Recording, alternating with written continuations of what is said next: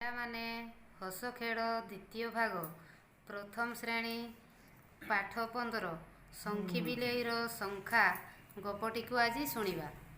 ମାଙ୍କଡ଼ ଟଙ୍କା ପୁଡ଼ିଆଟି ଧରି ବଜାର ଗଲା। ଲଙ୍କା କିଣିଲା। ଦୋକାନରେ ପଙ୍ଖା ଘୁରୁଥିଲା। ଏତିକିବେଳେ ଶଙ୍ଖି ବିଲେଇ ଛପି ଛପି ପଟେ ଶଙ୍ଖା ନେଇ ପଳେଇଲା। ମାଙ୍କଡ଼ ଶଙ୍ଖିର କାମ ଦେଖିଲା।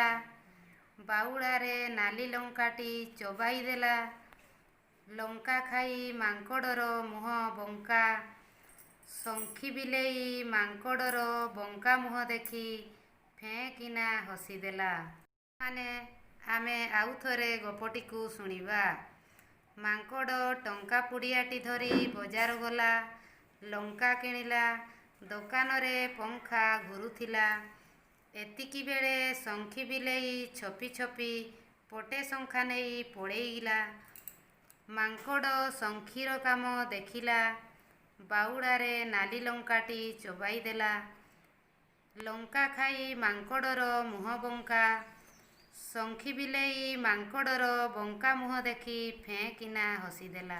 ପିଲାମାନେ, ତୁମେ ତ ଗପ ଶୁଣିଲ, ଏବେ କହିଲ ଦେଖି, ବଜାରକୁ କିଏ ଗଲା?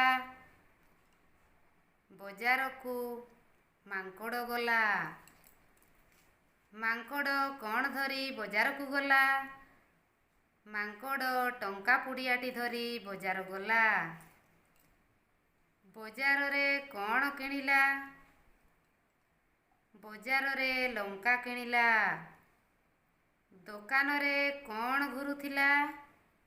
ଦୋକାନରେ ପଙ୍ଖା ଘୁରୁଥିଲା। ଲଙ୍କା ଖାଇ କାହାର ମୁହଁ ବଙ୍କା ହେଲା?